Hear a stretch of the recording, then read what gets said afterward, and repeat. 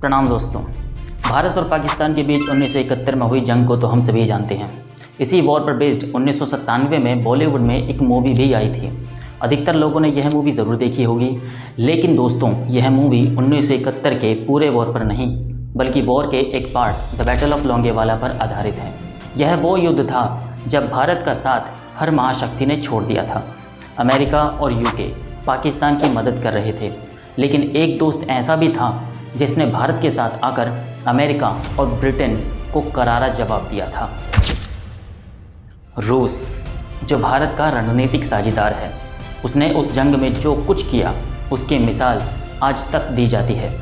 बांग्लादेश की आज़ादी के लिए छिड़ी इस जंग में रूस के योगदान को भारत कभी नहीं भुला पाया है। आप भी जानिए दोस्ती के इस कर्ज की कभी ना भूलने वाली कहानी।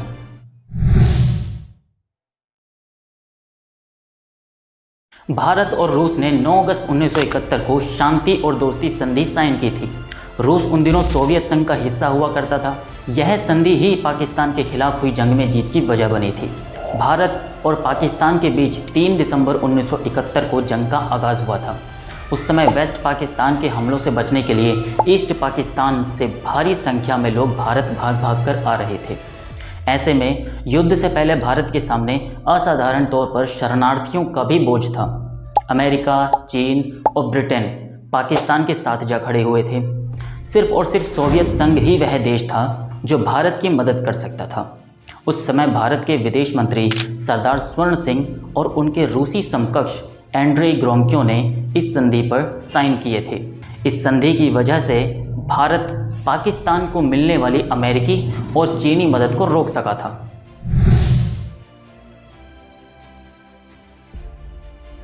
टास्क फोर्स 74 जो एक नौसैनिक बल था, इसका गठन 2 बार किया गया था।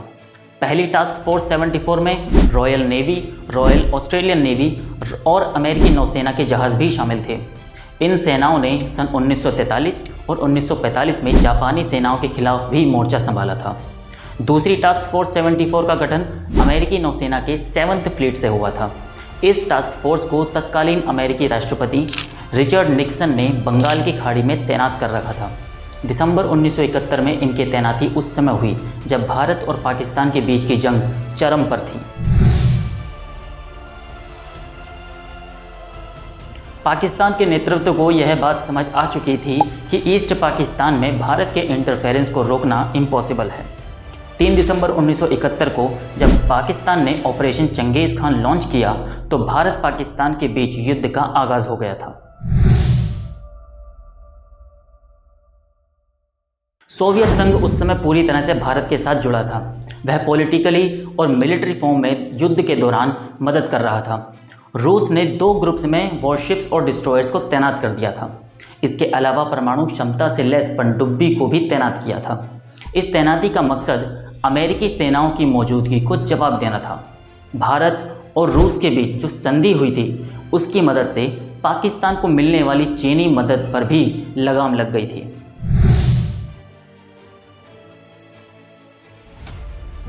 8 दिसंबर 1971 को अमेरिका को इंटेलिजेंस मिली कि भारत पश्चिमी पाकिस्तान पर आक्रामक होने की योजना बना रहा है। अमेरिका ने इस इंटेलिजेंस के बाद टास्क फोर्स 74 को दक्षिणी वियतनाम से बंगाल की खाड़ी में तैनात कर दिया था। टास्क फोर्स का नेतृत्व अमेरिकी वॉरशिप USS एंटरप्राइज कर रही थी। बहाने में अमेरिका ने कहा कि वह ईस्ट पाकिस्तान से अमेरिकी नागरिकों को सुरक्षित निकालने के लिए USS एंटरप्राइज को बंगाल की खाड़ी भेज रहा है, जबकि सच ये था कि अमेरिका ने यह कहने से एक दिन पहले ही ढाका से हर एक अमेरिकी नागरिक को निकाल लिया था। मानो अमेरिकी वॉरशिप भारत को डराने और धमकाने के लिए भेजे जा रहे थे। रिपोर्ट्स बताते हैं कि तत्कालीन राष्ट्रपति निक्सन ने कहा था कि अमेरिकी वॉरशिप तब तक भारत की ओर बढ़ते चले जाएंगे जब तक भारतीय सैनिक वापस नहीं चले जाते। यह उस समय दुनिया का सबसे बड़ा एयरक्राफ्ट कैरियर था। 75,000 टन की यह वॉरशिप परमाणु ताकत से चलने वाला कैरियर था, जिस पर 70 एयरक्राफ्ट तैनात थे। भारत के पास 20,000 टन वाला INS विक्रांत था, जिस पर 20 फाइटर जेट्स ही थे। पाकिस्तानी नौसेना के बेड़े में शामिल अमेरिका निर्मित PNS गाजी जो भारतीय आईएनएस विक्रांत को तबाह करने के इरादे से बढ़ रहा था। अब एक तरफ पाकिस्तान का गाजी और उसके सामने भारत का विक्रांत, जिसने गाजी को विशाखापत्तनम के पास ही डुबो दिया था। इसी समय ब्रिटेन ने भी अरब सागर में अपना एयरक्राफ्ट HMS ईगल तैनात कर दिया था। ब्रिटेन और अमेरिका की योजना बंगाल की खाड़ी और अरब सागर से भारत पर त्रिकोणीय हमला करने की थी। दोनों ने यहाँ तक की भी उम्मीद लगा रखी थी कि चीन भी भारत पर हमला करेगा। भारत बुरी तरह घिर चुका था। बंगाल की खाड़ी में अमेरिका और अरब सागर में ब्रिटेन, ऐसे में भारत दोनों तरफ से निशाने पर था।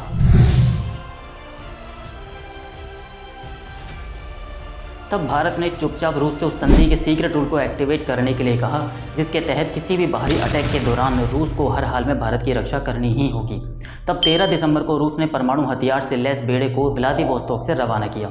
इसे रूस के प्रशांत बेड़े के 10वें ऑपरेटिव बैटल ग्रुप के कमांडर एडमिरल व्लादिमीर क्रुगल्याकोव कमांड कर रहे थे। रूस के इस बेड़े में अच्छी खासी संख्या में परमाणु जहाज और पनडुब्बियां थीं। उनके पास मिसाइलें कम रेंज की थीं और 300 किलोमीटर तक ही जा सकती थी। ऐसे में ब्रिटेन और अमेरिका के बेड़े की तरफ से हमले का खतरा भी बढ़ गया था। अमेरिकी नौसेना को बंगाल की खाड़ी की ओर बढ़ता देख रूस ने भारत की मदद के लिए अपनी परमाणु क्षमता से लैस पनडुब्बियों और विध्वंसक जहाज़ों को प्रशांत महासागर से हिंद महासागर की ओर भेज दिया था। जब तक अमेरिका का 7वां बेड़ा बंगाल की खाड़ी पहुंच पाता, उससे पहले ही 16 दिसंबर 1971 को पाकिस्तानी सेना ने भारत के सामने घुटने टेक दिए और आत्मसमर्पण कर दिया। इसके बाद भी रूस की नौसेना ने 7वें बेड़े को खदेड़ डाला।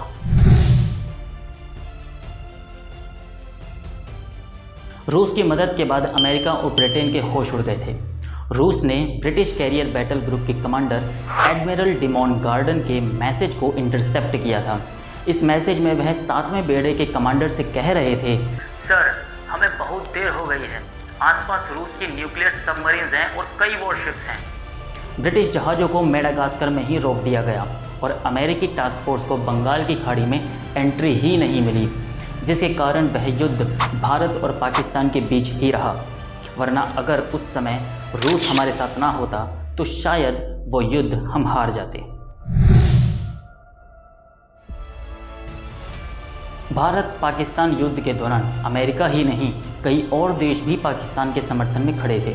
तब America United nation security council में सीज़ फायर का प्रपोजल लाया और पाकिस्तान के पक्ष में खड़े रहने की कोशिश की।